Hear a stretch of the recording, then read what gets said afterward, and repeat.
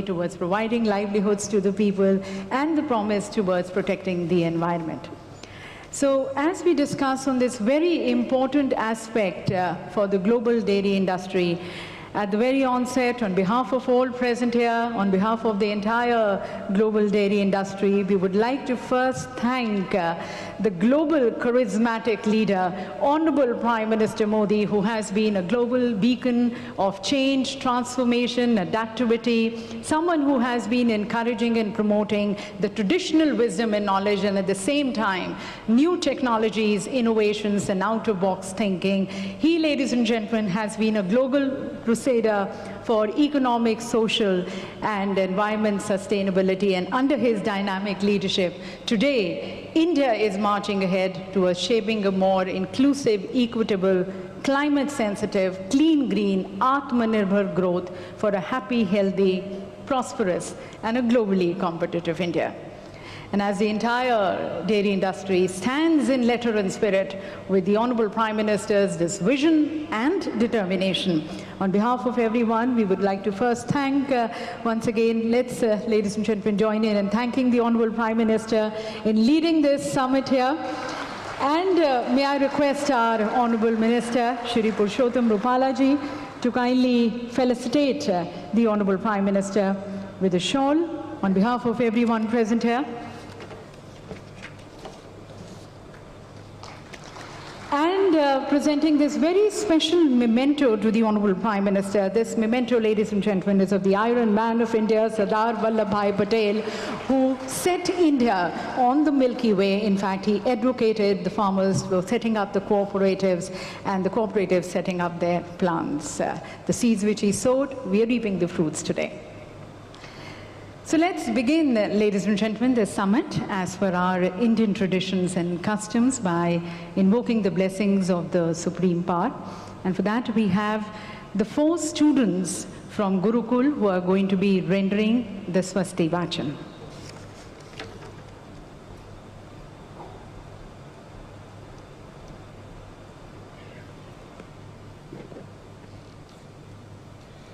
Sri Gurubhyo Namaha. Hari Om. Swasti na Indro Viddhasaravaha. Swasti na Pukha Vishwavedaha. Swasti na Staraksho Aristanemihi. Swasti no Vrihasapatir Dodhatu Brihadasava Marutaha Prishni Mataraha Subhanjavano Vidate Gojagamayaha Agni Jigva Manavaha Surya Chakshasho Vishveno Deva Avasagamanniha Bhadram Karnevih Shrinoyama Deva Badram Pasyeemaksha Virajajataraha Sthirairangai Tushtoa Gosastano Mirvashe Mahideva Hitan Jadayuhu Sataminno Sarado Antideva Jatara Nashakara Jarasantano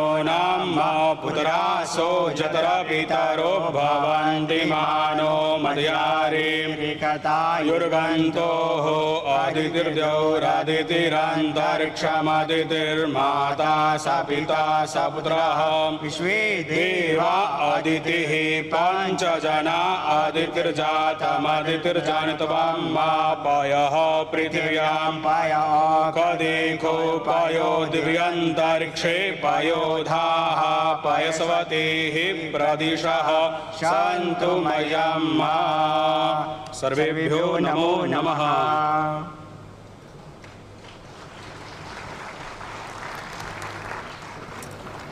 Thank you for this auspicious beginning and infusing so much of positive energy of the air. A prayer towards wishing everyone's peace and prosperity. And ladies and gentlemen, as you are aware, the International Dairy Federation is headquartered in Brussels. It was established in the year 1903. And it has been the leading source of all technical and scientific information to the various stakeholders across the value chain of the global dairy sector. This is an annual conference which they have been organizing, and as we thank them for choosing this year India as the host, we are really grateful and delighted to have the President of IDF joining us, Mr. Cristiano Brazel, especially joining us from Brussels. So as once again thanking him, I now invite him for his words of welcome and his opening remarks. Mr. Cristiano Brazel, President, IDF.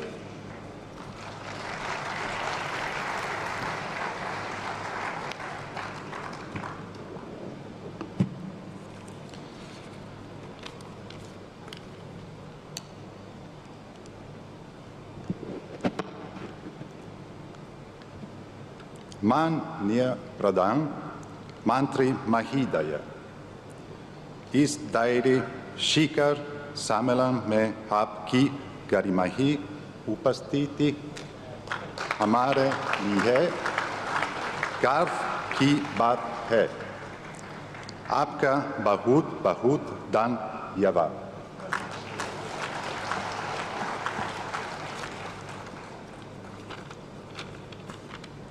Honorable Prime Minister Shri Narendra Modi ji, Chief Ministers Shri Yogi ji and Shri Bhupendra Patel ji, Union Minister of Fisheries, Animal Husbandry and Dairy Shri Parshatan Rupala, Minister of States Dr.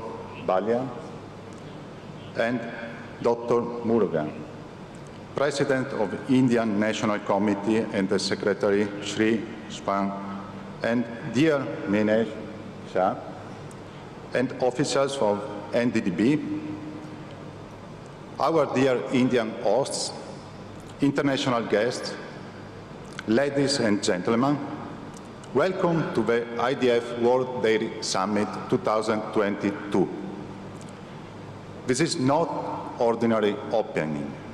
This is the comeback of the IDF World Dairy Summit after 2 years of recess due to the pandemic.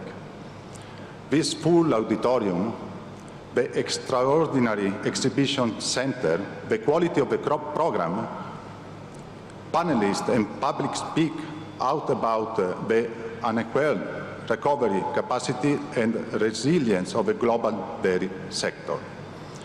And this makes me so proud, so enthusiastic about this summit and so optimistic about the future.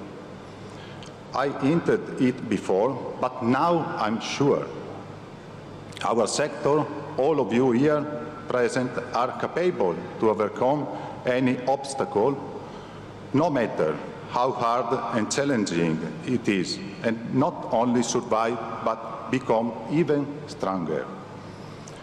You will see it around this venue. You will hear in the multiple sessions that we'll have. You will learn it from the conversation and discussions from your colleagues and friends you will meet here after 2 years. Yes, we are stronger, we are wiser, and we are better. During these last 2 years, not did we only renew our long commitment with the noble purpose of nourishing the world with nutritious, healthy and sustainable foods, an activity that the dairy sector has been performing for thousands of years, since the beginning of the time. But we have also strived to do it under the most difficult circumstances, and we made it. Billions of people around the globe depend on the daily work of all us to keep production, processing and commercialization working in a changing world and environment. At least 1 billion people depend on the livelihoods we provide. And all together we manage to do so based on the determination, courage and consistency of millions of farmers, workers and traders from every corner of the world that never gave up, that never quit, that never escaped the risk of exposing themselves and their families to an unknown threat to the safety of their homes, but continued milking, processing, transporting and selling their products openly, with the same quality and goodness to the consumers. We encourage you to download the IDF Annual Report 2021-2022 from our website to learn more about our achievements and join us for the closing session on Thursday before lunch. We have always known it, but as it usually happens in crises such as the one we dealt with in the past years, the insights and reflection you get from them make you more aware, more conscious and more responsible than ever. During these years, we doubled our efforts to produce safe, quality and affordable milk and dairy products in even more sustainable ways. We assumed new commitments in terms of carbon footprint and greenhouse gas emissions reduction, improving animal welfare and climate action that add up to the Dairy Declaration of Rotterdam, adopted in the World Dairy Summit of Rotterdam 6 years ago. During these challenging 2 years, we launched the Pathways to Dairy Net Zero initiative with Global Dairy Platform and other organizations supported by larger numbers of farmers, processors and companies from around the world. And we started relevant discussions in multiple forums, such as the UN Sustainable Food System, COP26 and the upcoming COP27. On Thursday, we will launch the revised IDF LCA methodology, the well-recognized tool to calculate greenhouse gas emissions in the dairy sector. IDF is proud to have led and supported the global dairy sector in this fascinating and challenging journey to the future. Everything like you are going to experience during these days is part of that support, that commitment with the global dairy sector that has lasted for the last 190 years and will certainly last many more. As you will see, we are already managing and building the future of dairy. In the next few days, you will be inspired by leaders, farmers, and experts. We invite you to attend at the end of the day the IDF Dairy Innovation Hour ceremony. Dairy is part of a sustainable diet and food system. As former UN Secretary Ban Ki-moon said at the IDF World Dairy Summit 2018 in Daejeon, South Korea, milk is perfection. Milk is a complete food and rich source of important nutrients such as proteins, carbohydrates, vitamins and minerals in biologically available forms. And dairying provides livelihood and economic resilience to millions of people across the world. At the same time, the dairy sector is an essential contributor to the UN Sustainable Development Goals. We are so happy to be in India for this year's summit. Personally, also, I am really happy, considering that India is the largest producer of milk and considering the important role of milk in India, culture and economy. It makes perfect sense to bring our worldwide dairy community here for this timely learning and networking event. I would like to finish by thanking the National Dairy Development Board of India and the organizing committee, as well as to all the people that worked for almost a year for the fantastic job they have done in making this World Dairy Summit possible, the greatest annual event of the global dairy community. I also would like to extend a big thanks to all the people of the National Capital Region of Delhi and India for their hospitality. Honorable Prime Minister, Minister and authorities, members of the organizing committee and all participants in the summit, enjoy the summit, enjoy dairy.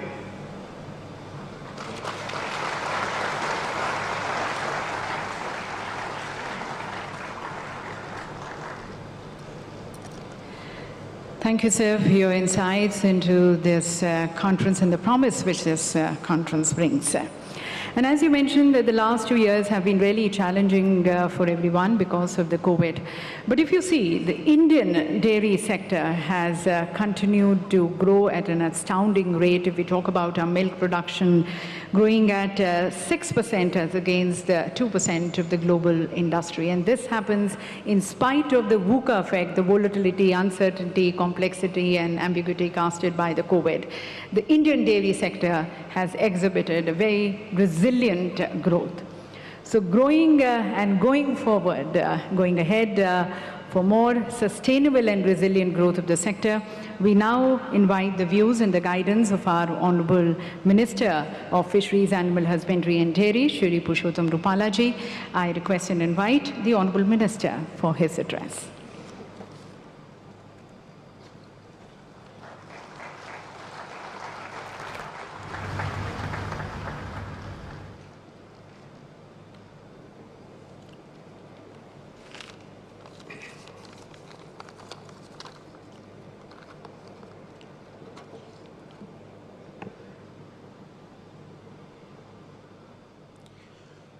आदरणीय प्रधानमंत्री श्री नरेंद्र मोदी जी, आपका मैं तहे दिल से स्वागत करता हूं इस वर्ल्ड समिट में।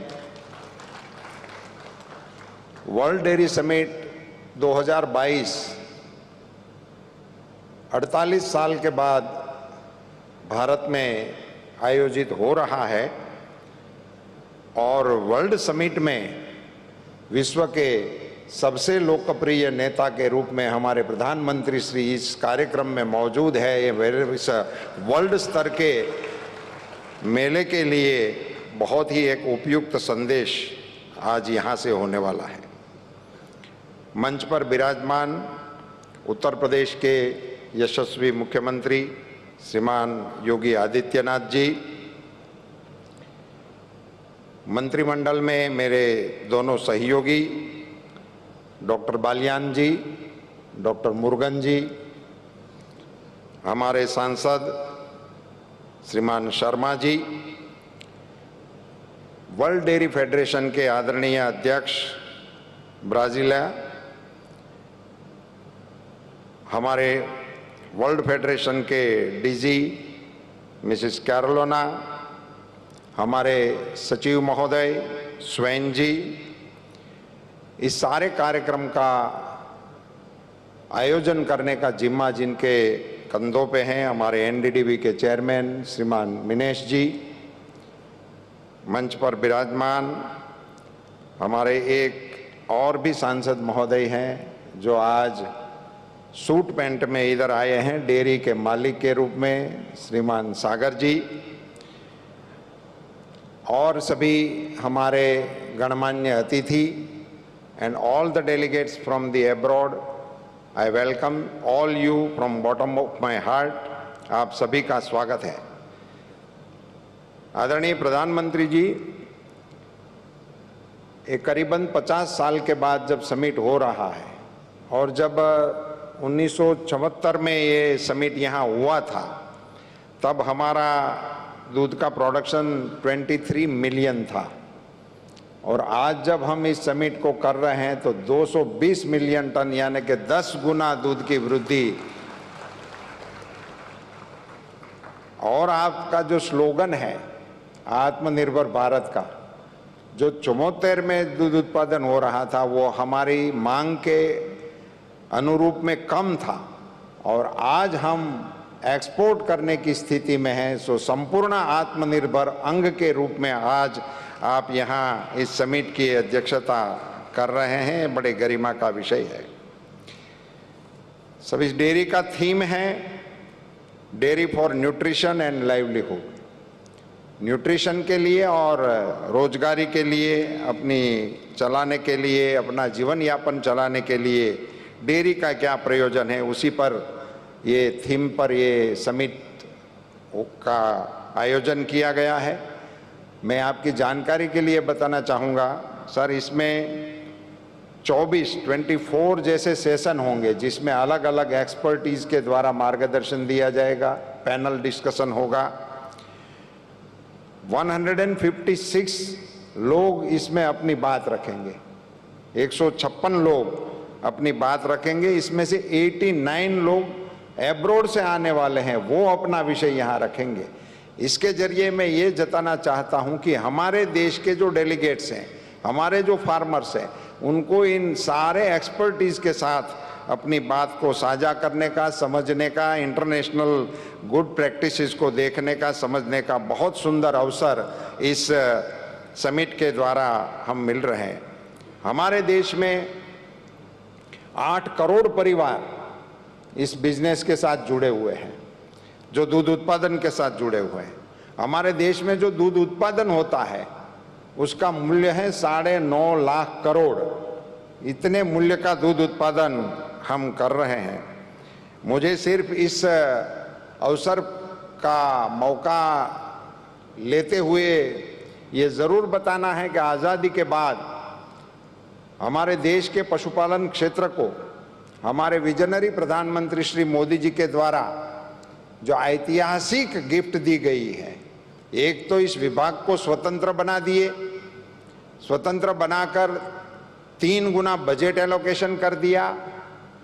ये विभाग के तौर पे हुआ, मगर देश के पशुपालन क्षेत्र में पूरे देश के पशुपालकों के लिए मोबाइल वेटरनरी यूनिट 4000 मंजूर करके भारत सरकार की ओर से देश के पशुओं की हेल्थ के लिए सबसे बड़ा इंटरवेंशन हमारे प्रधानमंत्री जी की ओर से हुआ। करीबन 700 करोड़ रुपए की लागत से 4332 मोबाइल वेटरनरी यूनिट आपके निर्देशन में मंजूर किए गए हैं। आपने एक हेल्थ के रिलेटेड एक बहुत बड़ा इंटरवेंशन लिया। उत्तर प्रदेश के सम्माननीय मुख्यमंत्री श्री विराजमान हैं। आपने 11 सितंबर 19 को मथुरा से पूरे देश के पशुओं को वैक्सीनेशन कराने का भारत सरकार के खर्चे से ऐलान किया था। एक बहुत बड़ा इंटरवेंशन आपकी ओर से हो गया और 13,000 करोड़ रुपए की मातबर राशि का भी एलोकेशन आपने इसके लिए किया है। आपने जापान सरकार के साथ सहयोग करते हुए उत्तर प्रदेश और बिहार जैसे हमारे बड़े और पशुपालन से जुड़े हुए राज्यों को डेयरी डेवलपमेंट करने के लिए एक MOU किया हुआ है और इनके कारण इन दोनों प्रदेशों में आगे चलकर आप डेयरी के कारोबार को बढ़ाना के काम में हम योगदान दे पाएंगे। मुझे ये बताते हुए बहुत ही खुशी हो रही है सर कि इस डेयरी सेक्टर और कृषि सेक्टर को आपने जिस प्रकार से आगे बढ़ाया है और आज आपकी गरिमामय उपस्थिति से पूरे विश्व में इस डेयरी का मैसेज जब देने वाले हैं, तब मैं एक छोटी सी बात बताना चाहूँगा कि डेयरी की जब भी चर्चा होती है तो उसमें दूध ही आता है। दूध और दूध के रिलेटेड और चीज़, माखन, घी वगैरह की बात होती है। अब आपके नेतृत्व में और आपके विजनरी मार्गदर्शन में गोबर में से भी प्रोडक्टिविटी करके, गोबर को भी क्रय करके उसका भी आमदनी किसानों को कैसे मिले, इनके लिए गोबर्धन योजना भारत में पहली बार आपके नेतृत्व में चल पड़ी है। और मैं बताते हुए बड़ा हर्ष हो रहा है कि अगली हमारे डेयरियों की जब AGM होगी तो उसमें दूध की आय के साथ साथ गोबर की आय का जिक्र भी होना शुरू हो जाएगा। मैं पिछले पखवाड़े हमारे गुजरात की एक बनास डेयरी के AGM में गया था, तो वहाँ जिक्र हुआ था कि उन्होंने 1 करोड़ रुपए का गोबर खरीद करके कार्यक्रम को शुरू भी कर दिया है। सो दूध और गोबर दोनों को मिलाकर जब इसकी अर्थतंत्र पे इफेक्ट होगी तो मेरा नम्र ये मानना है कि देश की अर्थतंत्र को ये बहुत बल देने वाला कार्यक्रम होगा। सर, आज के कार्यक्रम को लेकर आपके एक प्रशंसक ने मुझे कुछ पंक्तियां भेजी है, ये पढ़कर मैं अपने वक्तव्य को विराम देना चाहूँगा। उन्होंने कहा है, हिस्ट्री में have made prime ministers but here is history making prime minister. उनकी बात बस ऐसी ही है कि सब कुछ हो गया है, ऐसी बात नहीं। उनकी बात बस ऐसी ही है कि सब कुछ हो गया है, ऐसी बात नहीं। खुशियों के कारनामे होते रहेंगे, ये बात है। फासले बहुत कम हैं, ऐसी बात नहीं। फासले बहुत कम हैं, ऐसी बात नहीं। वक्त वक्त पे मिलते रहेंगे, ये बात है। कंधे पे बोझ नहीं है, ऐसी बात नहीं। आत्मनिर्भर बनते जाएंगे, ये बात है। हम बार बार वार करेंगे, ऐसी बात नहीं, मगर दुश्मन डरते रहेंगे, ये बात है। राजा को नहीं प्रजा को माना, सिर्फ ऐसी बात नहीं। कर्तव्य पथ पर चलते रहेंगे, ये बात है। ये पंक्तियां आपको समर्पित करते हुए, आपके नेतृत्व में जब भारत का अर्थतंत्र 6वीं पायदान से आगे बढ़कर 5वीं पायदान पर इंग्लैंड को पीछे रखते हुए विश्व के अर्थतंत्र के समक्ष एक बहुत ही शक्तिशाली अर्थतंत्र के रूप में उभर रहा है, आपके नेतृत्व में देश और दुनिया को भी मार्गदर्शन मिलता रहेगा। इन्हीं शब्दों के साथ पुनश्च आदरणीय प्रधानमंत्री जी का, उत्तर प्रदेश के सम्माननीय मुख्यमंत्री जी का और मंच पर विराजमान सभी महानुभावों का और आप सभी का तहे दिल से स्वागत है। धन्यवाद। जय Hind.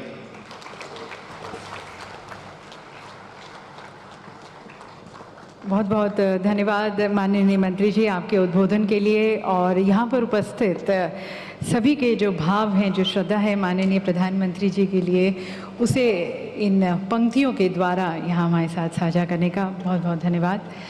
And ladies and gentlemen, our Honorable Minister also highlighted the various conducive policies and environment which in the last 8 years we have seen the government taking it, bringing about a transformational change in the Indian dairy sector. And this year we are celebrating 75 years of our independence, Azadi Ka Amrit Mahotsav. In the last 75 years, if we see, we have been able to really cast impressive footprints and real massive footprints in the dairy sector. So we would now like to share with you and showcase this outstandingly remarkable and inspiring, transformational and progressive journey of the Indian dairy sector through a short film. And may I request our Honorable Prime Minister, sir, to kindly launch this film with a click of the remote and to declare the IDF World Dairy Summit 2022 open. India, the land of many regions, numerous languages, and 1.3 billion hearts. We look different. We speak different. We eat different. But what we wish is the same. Sarve bhavantu sukhinah, sarve santu niramayaha. May all be happy, may all be healthy. So that together we all stand in the spirit of Ek Bharat Shresth Bharat. And this spirit is truly exemplified with one emotion in every heart: milk. An emotion etched in our culture so deeply that without dairy, our daily life is unthinkable. Dairy consumption in India has evolved over time. The National Dairy Development Board implemented Operation Flood in the 70s, which made the cooperative model emerge as the backbone of India's mighty dairy sector. India has come a long way from being a milk deficit nation to becoming a self-sufficient nation in milk, largely produced by small and marginal farmers, which tells the success story of our hard-working farmers and reflects the strength of rural India. Since 2014, under the dynamic leadership of our Honorable Prime Minister Shri Narendra Modi, India's dairy sector has flourished multifold. Milk production increased by more than 44% over the last 8 years, growing at an astounding rate of 6%, which is 3 times faster than the world average. Today, India contributes about 23% of the global milk production. To support the dairy sector, the Government of India, under the guidance of Honorable Prime Minister Shri Narendra Modi, has implemented various schemes in the areas of milk production and processing, animal vaccination, dairy infrastructure development, animal identification system, etc. Recognizing the contribution of the sector in the Indian economy, a dedicated Ministry of Fisheries, Animal Husbandry and Dairying and Ministry of Cooperation have been created.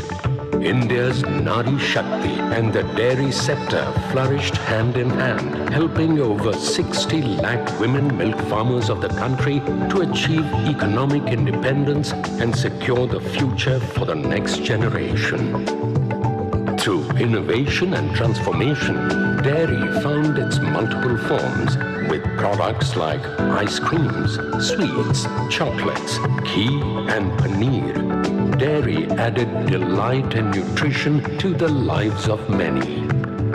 Now, India is all set to further expand the growth in milk production over the next decade. This could pave a way to ramp up exports. The government is setting up village-level dairy infrastructure under a national action plan on dairy development to increase the share of organized milk handling. Concentrated efforts are being made in the areas like smart animal management, digitalization, traceability, and economizing dung by promoting manure management. So, milk flowed over the years has different emotions. It's the hope for every Indian farmer. It's the nutritional delight of every Indian home. It's an emotion called milk. And that's why 100 million dairy farmers thank our Honorable Prime Minister for inaugurating the International Dairy Federation World Dairy Summit 2022. Come, let's raise a toast with a glass full of emotions, a glass full of milk. So ladies and gentlemen, as we raise a toast to this flourishing Indian dairy sector with a glass of milk, I think we also agree that the dairy sector has a very vital role and responsible role towards the realization of the Sustainable Development Goals, especially SDG 1, 3, 5, 8, and 10. But then the advancement of these goals definitely require a very determined will and a leadership which is as global, which is as vocal for local as for global. And that is where, ladies and gentlemen, we now seek the views and the guidance of the global leader, our Honorable Prime Minister, whose charismatic leadership is today influencing the world. And someone who's always believed that this whole world is one big family, Vasudhaiva Kutumbakam. He's always worked with this very spirit. And that is the reason the views and the expressions, the progressive guidance of his today stands equally important to the Indian global sector as to the global dairy sector. So once again, as I thank Honorable Prime Minister on behalf of everyone present here, I now request Honorable Prime Minister Modi ji for his inaugural address.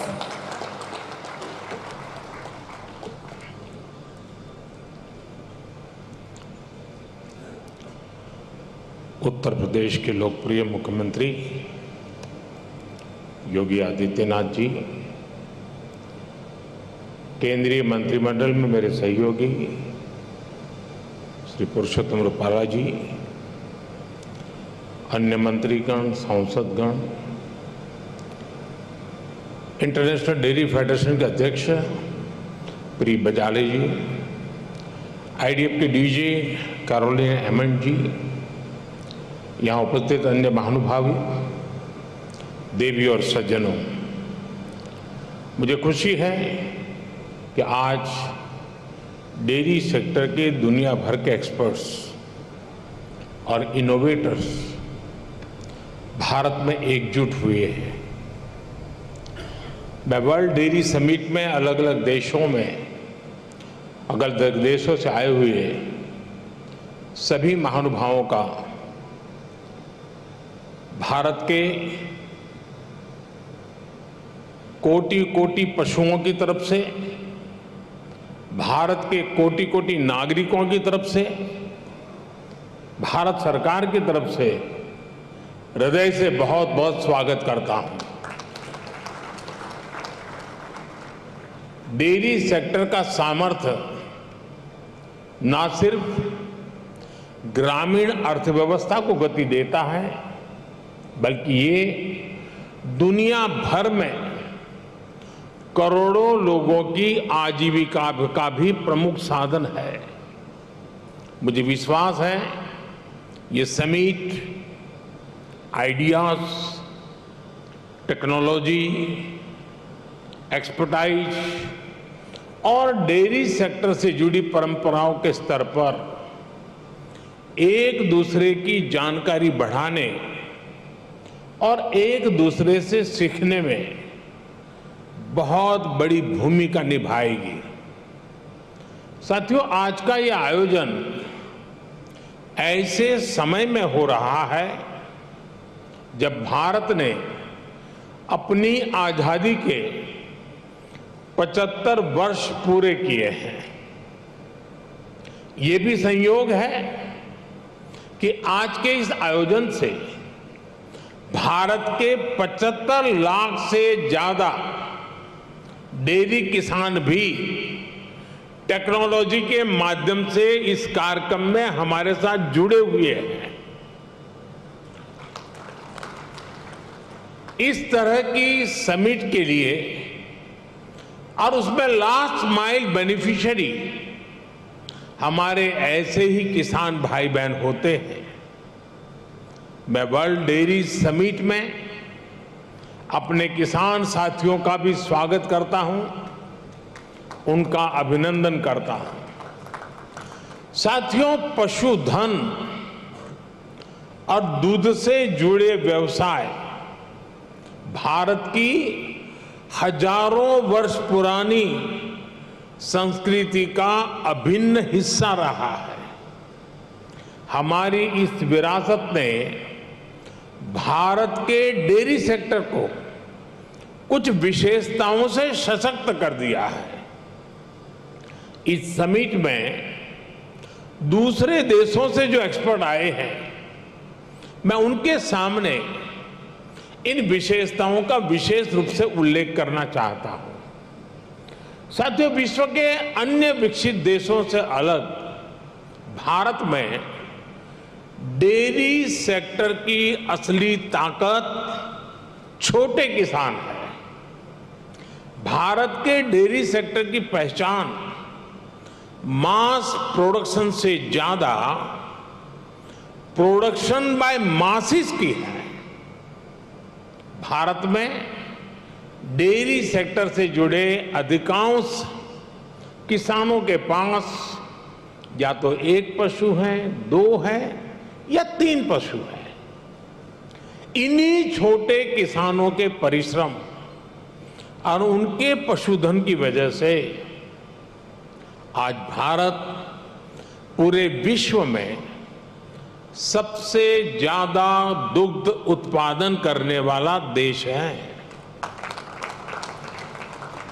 आज भारत के 8 करोड़ से ज्यादा परिवारों को ये sector रोजगार मुहैया कराता है। भारत के डेयरी सेक्टर की यूनिकनेस आपको अन्य जगह पर शायद ही कभी कहीं मिल जाए। आज वर्ल्ड डेयरी समिट में इसका जिक्र मैं इसलिए भी कर रहा हूं क्योंकि विश्व के अनेक गरीब देशों के किसानों के लिए ये एक बेहतरीन बिजनेस मॉडल बन सकता है। साथियों, भारत के डेयरी सेक्टर की इस खासियत को एक और यूनिकनेस से जबरदस्त सपोर्ट मिलता है। हमारे डेयरी सेक्टर की दूसरी विशेषता है भारत का डेयरी कोऑपरेटिव सिस्टम। आज भारत में डेयरी कोऑपरेटिव का एक ऐसा विशाल नेटवर्क है जिसकी मिसाल पूरी दुनिया में मिलना मुश्किल है। ये डेयरी कोऑपरेटिव्स देश के 2 लाख से ज्यादा गांवों में करीब करीब 2 करोड़ किसानों से दिन में 2 बार दूध जमा करती है और उसे ग्राहकों तक पहुंचाती है। इस पूरी प्रक्रिया में बीच में कोई भी मिडलमैन नहीं होता और ग्राहकों से जो पैसा मिलता है उसका 70% से ज्यादा सीधा किसानों के जेब में ही जाता है। इतना ही नहीं, अगर मैं गुजरात राज्य की बात करूं तो ये सारे पैसे सीधे महिलाओं के बैंक अकाउंट में जाते हैं। पूरे विश्व में इतना ज्यादा रेशियो किसी और देश में नहीं है। अब तो भारत में हो रही डिजिटल क्रांति की वजह से डेयरी सेक्टर में ज्यादातर लेन देन बहुत तेजी गति से होने लगी है। मैं समझता हूं भारत की डेयरी कोऑपरेटिव्स की स्टडी, उनके बारे में जानकारी, डेयरी सेक्टर में डेवलप किया गया डिजिटल पेमेंट सिस्टम दुनिया के बहुत से देशों के किसानों के बहुत काम आ सकता है। इसलिए भारत के डेयरी सेक्टर की एक और बड़ी ताकत है, एक और यूनिकनेस है, हमारी इंडिजिनस स्पीशीज। भारत के पास गायों की, भैंसों की जो स्थानीय ब्रीड है वो कठिन से कठिन मौसम में भी सरवाइव करने के लिए जानी जाती है। मैं आपको गुजरात की बन्नी भैंस का उदाहरण देना चाहूंगा। ये बन्नी भैंस कच्छ के रेगिस्तान और वहां की परिस्थितियों से ऐसी घुल मिल गई है कि देखकर कई बार हैरानी होती है। दिन में बहुत ही भयंकर धूप होती है, बहुत गर्मी होती है, कड़क धूप होती है। इसलिए ये बन्नी भैंस रात के कम तापमान में घास चरने के लिए निकलती है। विदेश से आए हमारे साथी ये जानकर के भी चौंक जाएंगे कि उस समय बन्नी भैंस के साथ कोई उसका पालक, उसका किसान उसके साथ नहीं होता है। वो गांव के पास बने चारगांव में खुद ही जाती है। रेगिस्तान में पानी कम होता है, इसलिए बहुत कम पानी में भी बन्नी भैंस का काम चल जाता है। बन्नी भैंस रात में 10-10, 15-15 किलोमीटर दूर जाकर घास चरने के बाद भी सुबह अपने आप खुद घर चली आती है। ऐसा बहुत कम सुनने में आता है कि किसी की बन्नी भैंस खो गई हो या गलत घर में चली गई हो। मैंने आपको सिर्फ बन्नी भैंस का ही उदाहरण दिया है, लेकिन भारत में मुरा, मेसाणा, जाफराबादी, नीली रवि, पंढरपुरी जैसी अनेक जात नस्लें भैंस की आज भी अपने अपने तरीके से विकसित हो रही है। इसी तरह गाय हो, उसमें गीर गाय, सहीवाल, राठी, कांकरेज, थार पारकर, हरियाणा, ऐसी ही कितनी गाय की नस्लें हैं जो भारत के डेयरी सेक्टर को यूनिक बनाती है। भारतीय नस्ल के ये ज्यादातर पशु क्लाइमेट कंफर्टेबल भी होते हैं और उतने ही एडजस्टिंग भी। साथियों, अभी तक मैंने आपको भारत के डेयरी सेक्टर की 3 यूनिकनेस बताई है जो इसकी पहचान है। छोटे किसानों की शक्ति, कोऑपरेटिव की शक्ति और भारतीय नस्ले पशुओं की शक्ति मिलकर एक अलग ही ताकत बनती है। लेकिन भारत के डेयरी सेक्टर की एक चौथी यूनिकनेस भी है जिसकी उतनी चर्चा नहीं हो पाती, जिसको उतना रिकग्निशन नहीं मिल पाता। विदेश से आए हमारे मेहमान संभवतः ये जानकर के हैरान हो जाएंगे कि भारत के डेयरी सेक्टर में विमेन पावर 70% वर्कफोर्स का प्रतिनिधित्व करती है। भारत के डेयरी सेक्टर की असली कर्णधार विमेन्स हैं, महिलाएं हैं। इतना ही नहीं, भारत के डेयरी कोऑपरेटिव्स में भी 1/3 से ज्यादा सदस्य महिलाएं ही हैं। आप अंदाजा लगा सकते हैं, भारत में जो डेयरी सेक्टर 8.5 लाख करोड़ रुपए का है, जिसकी वैल्यू धान और गेहूं के कुल प्रोडक्शन से भी ज्यादा है, उसकी ड्राइविंग फोर्स भारत के ग्रामीण क्षेत्र में रहने वाली महिलाएं हैं, हमारी माताएं हैं, हमारी बेटियां हैं। मैं वर्ल्ड डेयरी समिट से जुड़ी सभी महानुभावों से भारत की नारी शक्ति की इस भूमिका को रिकॉग्नाइज करने, इसे विभिन्न वर्ल्ड प्लेटफॉर्म्स पर ले जाने का भी मैं आग्रह करूंगा। साथियों, 2014 के बाद से हमारी सरकार ने भारत के डेयरी सेक्टर के सामर्थ्य को बढ़ाने के लिए निरंतर काम किया है। आज इसका परिणाम मिल्क प्रोडक्शन से लेकर किसानों की बड़ी आय में भी नजर आ रहा है। 2014 में भारत में 146 मिलियन टन दूध का उत्पादन होता था। अब ये बढ़कर 210 मिलियन टन तक पहुंच गया है, यानी करीब करीब 44% की वृद्धि।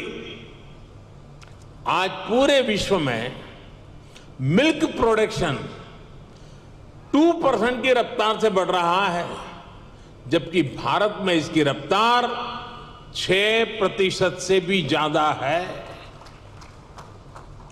भारत में दूध की पर कैपिटा अवेलेबिलिटी पूरे विश्व के औसत से कहीं ज्यादा है।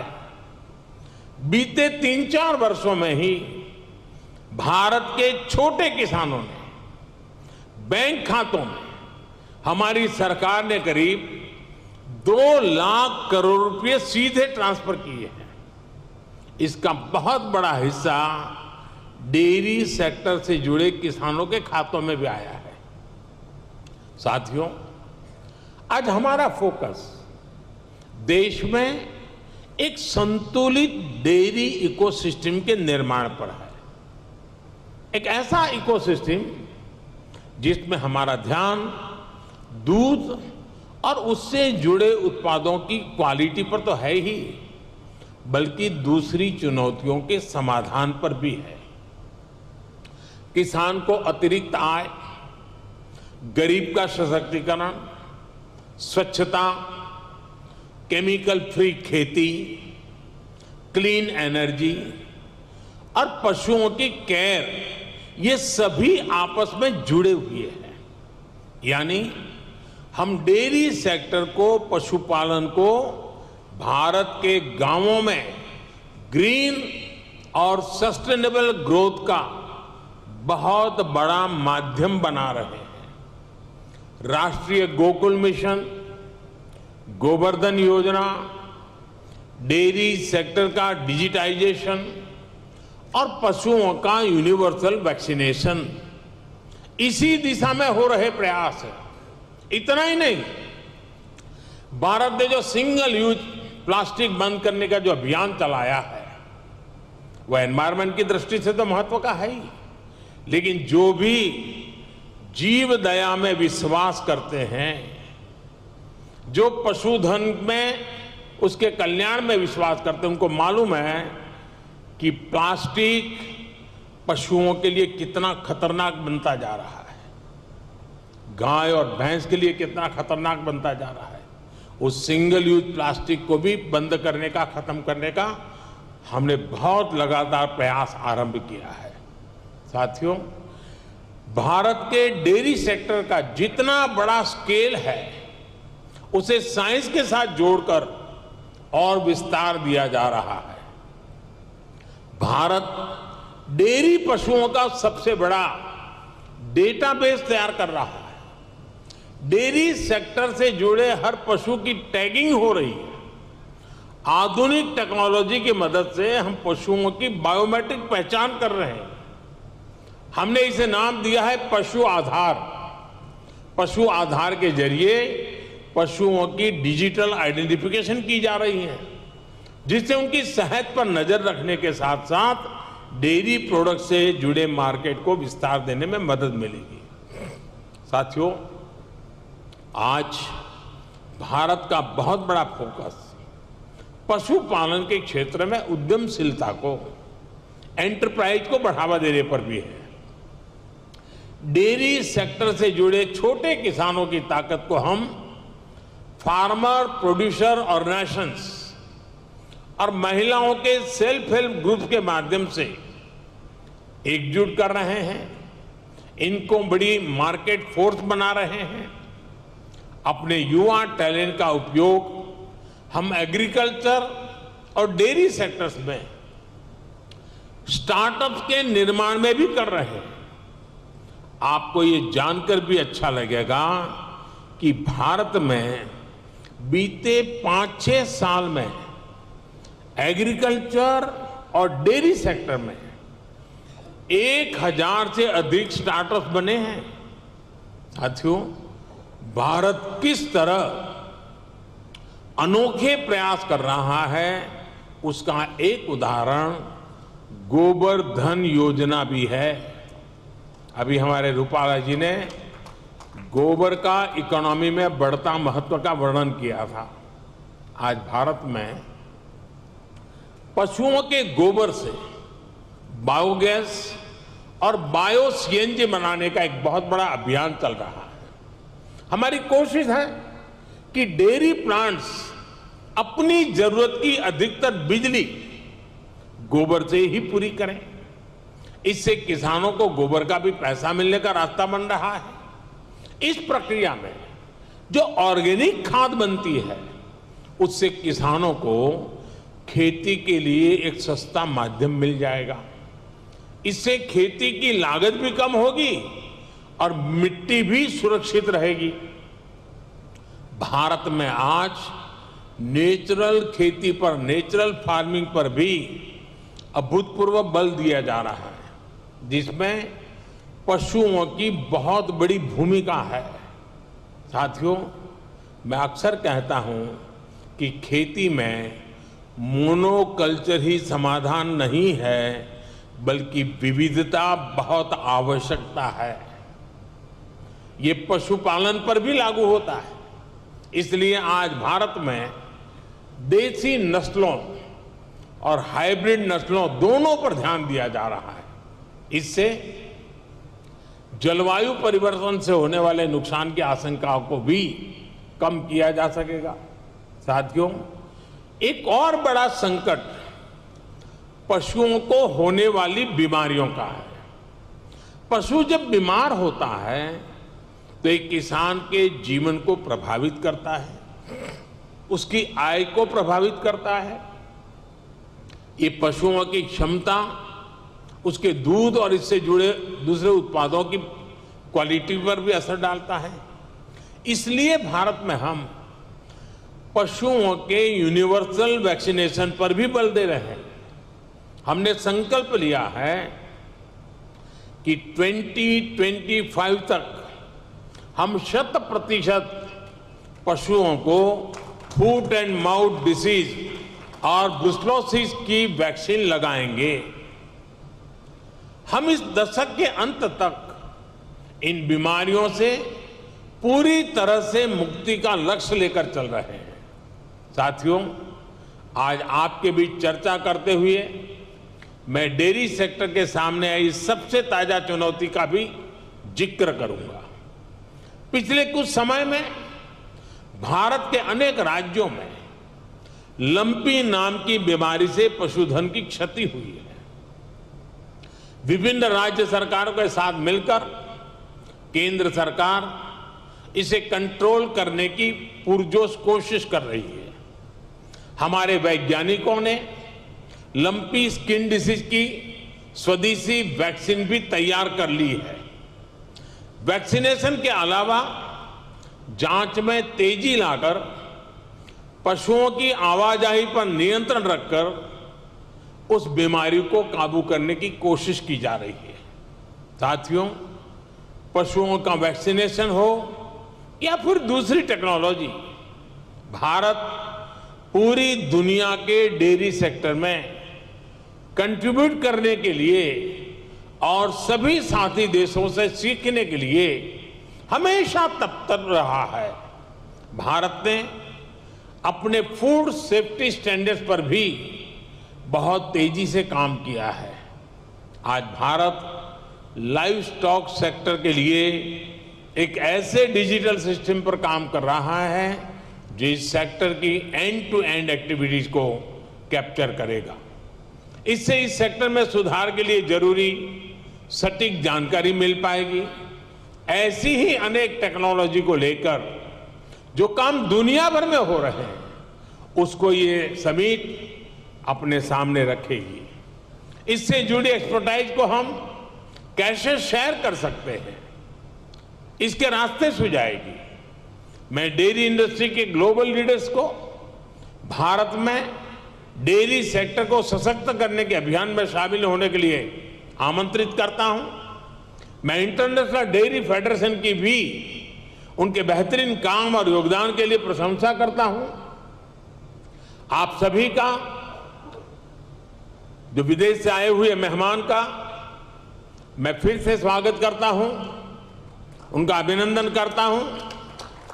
और मैं एक लंबे अरसे के बाद, करीब 5 दशक के बाद भारत को आप सबका स्वागत करने का मौका मिला, आप सबके साथ विचार विमर्श करने का अवसर मिला और यहां से जो मंथन से अमृत निकलेगा, इस हमारे अमृत काल में देश के ग्रामीण जीवन के अर्थतंत्र को विकसित करने में, देश के पशुधन के सामर्थ्य को और मजबूत बनाने में और देश के गरीब से गरीब के सशक्तिकरण में भी बहुत बड़ा योगदान देगा। इसी अपेक्षा और आशा के साथ आप सबका बहुत बहुत आभार, बहुत बहुत शुभकामनाएं। धन्यवाद।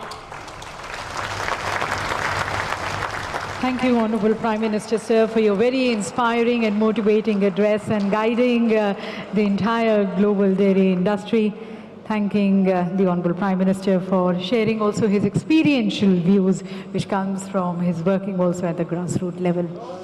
Ladies and gentlemen, the Honorable Prime Minister shared with us the various initiatives which are being taken by the Government of India towards developing a more sustainable ecosystem for the dairy sector. Also, as he shared his experiential views with us, he guided the entire industry. Look forward for greater collaborations with the other countries, incorporating our traditional wisdom with the new technologies and modernizations. एक बार पुनः माननीय प्रधानमंत्री जी का विशेष रूप से फिर से धन्यवाद करते हुए हम उनका बहुत बहुत धन्यवाद करते हैं अपना कीमती समय हमें देने का, साथ साथ हमारा मार्गदर्शन करने का। आप सुन रहे थे प्रधानमंत्री नरेंद्र मोदी को, जिन्होंने उत्तर प्रदेश के ग्रेटर नोएडा में India expo centre and mart में अंतर्राष्ट्रीय